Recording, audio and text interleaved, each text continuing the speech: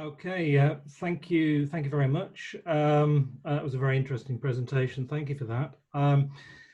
Right down to earth now, and we're going to be looking at why I think it's important to invest in a competent workforce. So these are the main areas I'm sort of going to focus on. Why we need a competent workforce, how we build one, how we maintain it. So training is usually the first area to get cut by the accountant when times get tough, and this time is as good a time as any time to talk about. However, when times improve, it still becomes difficult to justify. So partly because it's difficult to quantify. So if I just talk about why you need a competent workforce in a little bit more detail. So if I start off with a brief overview of competence and build on the theme. So competence can be described as the combination of training, skills, experience, knowledge, and other qualities that a person has, and their ability to apply them to perform a task safely. Other factors such as attitude and physical ability can also affect someone's competence. I've just talked about performing a task safely, and in the UK, the HSE, the Health and Safety Executive, spelled this out loud and clear in legislation. It's a key area focused on by the regulator on inspections and, of course, accident investigation. Safety is paramount, it's number one. However, competence is part of a deeper organizational context. This encompasses company culture, leadership, communications, and resources. So if we look in isolation at some of the building blocks that help a company create a competent workforce, you can see the individual elements are fundamental to a healthy, sustainable, and profitable business. This clearly is what will differentiate a growing, profitable company from its competition. What could be better to drive growth and secure profit than making sure you have a well-trained, competent workforce that's deployed efficiently, paid correctly, and fully compliant with internal regulations and external regulatory requirements? Not only is it the most efficient and safe method of working, it is unsurprisingly the most cost-effective and profitable. This is how having and managing a competent, motivated workforce gives you the power to outcompete your competitors in a variety of ways. Competence is the basis for business growth in a safe and sustainable way. So, you won't achieve any of this without a competent leader driving the necessary competencies. And in a recent survey published by the Harvard Business School, 195 global leaders were asked to rate 74 qualities. Not surprisingly, strong ethics and safety came out at number one, but the other top perceived competencies were being self-organized or empowerment, being empowered, having clear communication expectations, efficient learning and nurturing growth, that's being committed to ongoing training. So we can say that global leaders believe in an ethically safe organization where personnel can be empowered to think and make decisions and be given resources to develop themselves.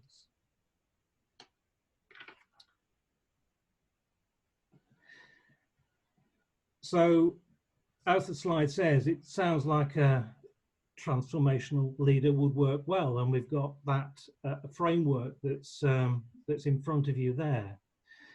Now, I think the link between this type of leadership and success seems to work and fits well with what I've just spoken about. Not all leaders are or have to be transformational, but having some of these elements must surely be beneficial to a business.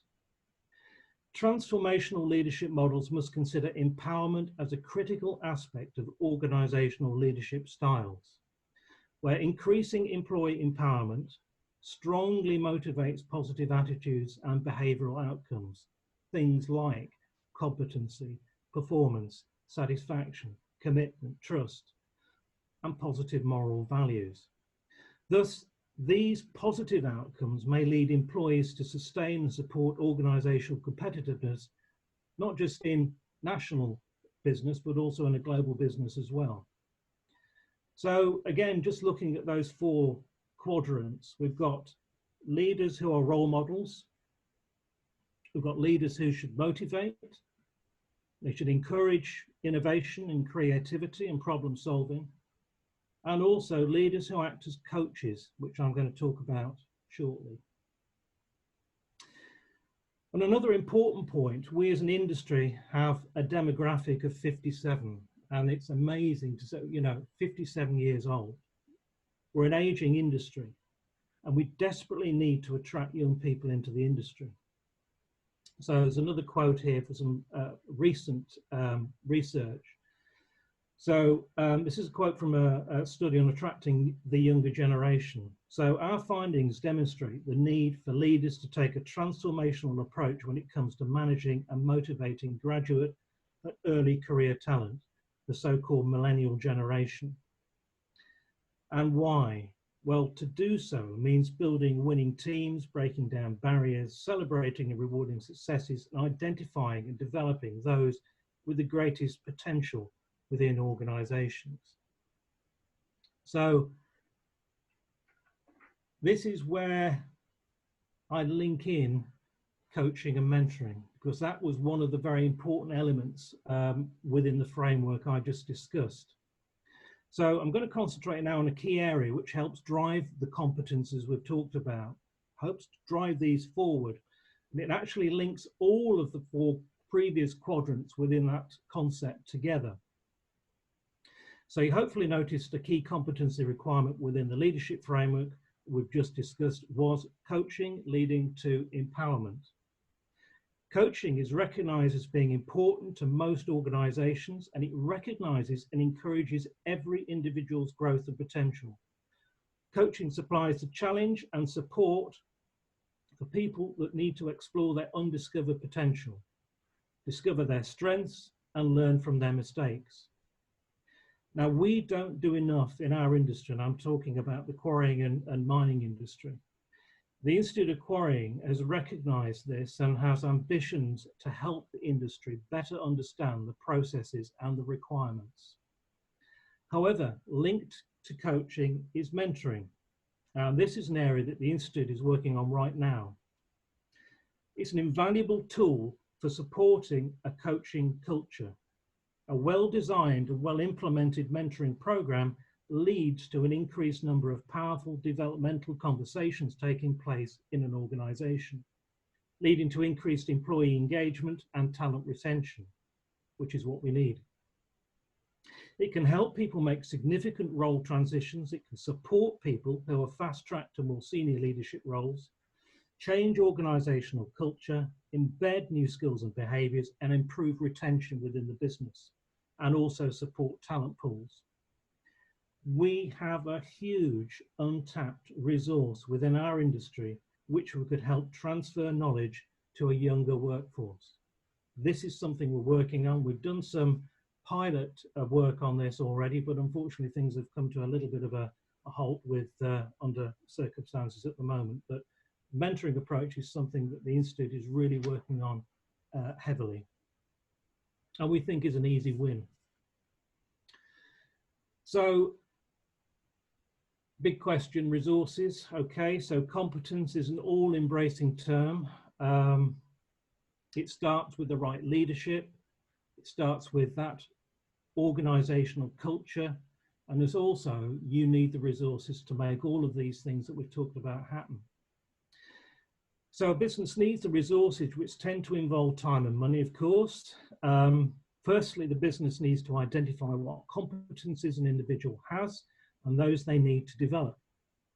This is where coaching can help.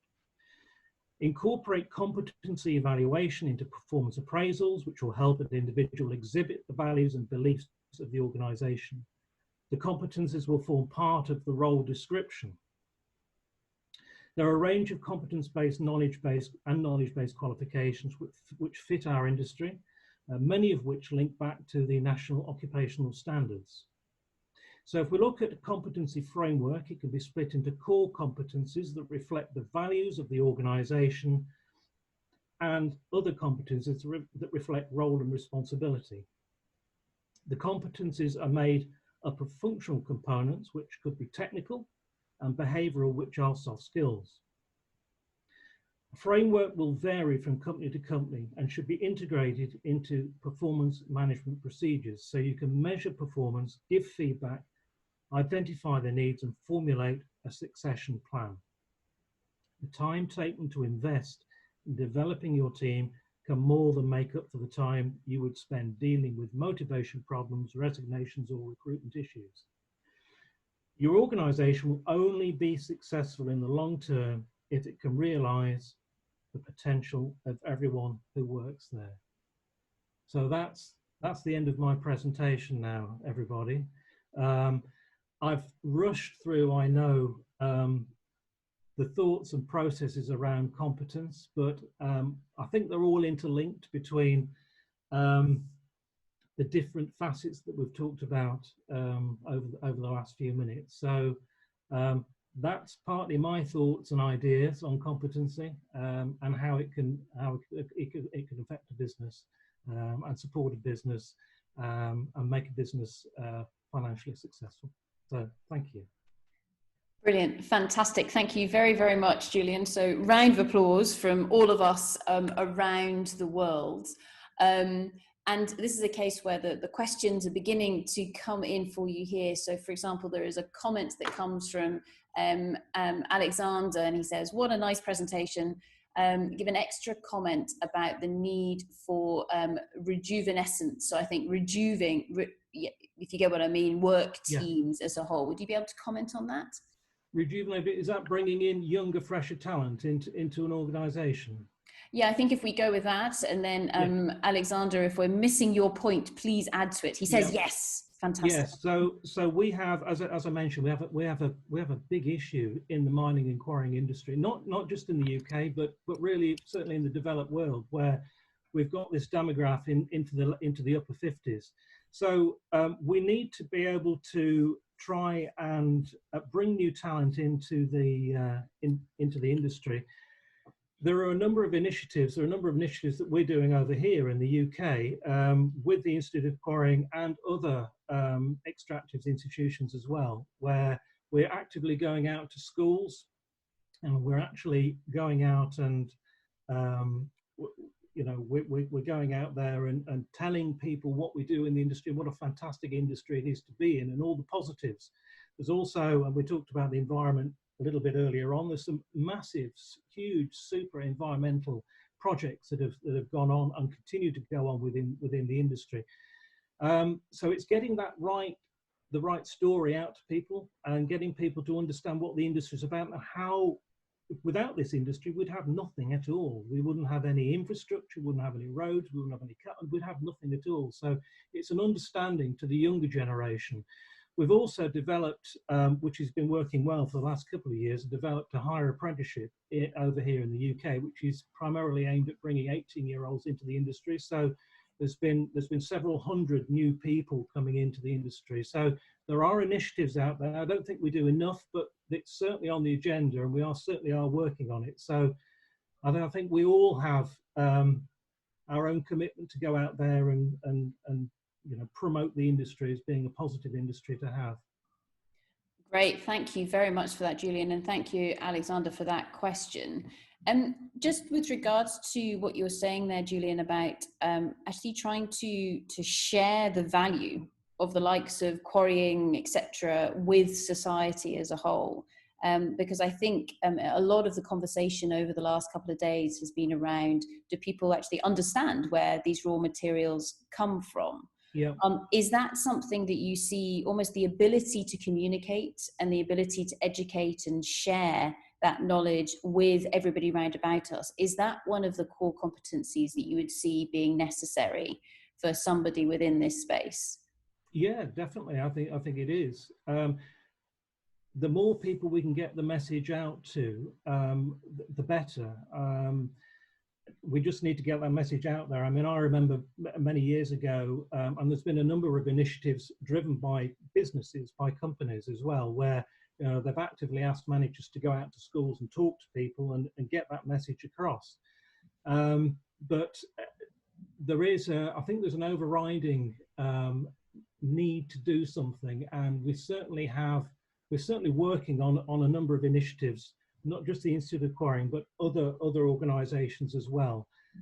The unfortunate thing is that things have obviously come to almost a grinding halt at the moment. But I know one of the organisations that within the industry called MPQC, the Mineral Products Qualifications Council, who we work closely with, have been training ambassadors from the industry to go out to educational establishments and actually talk to them. That process has started. Of course, it will take a long time to work through, but these initiatives are actually working, and hopefully it will start to drive some younger people into what is an amazing industry, I think. And we don't make enough of it. I think it's also a place where the trade bodies as well can help.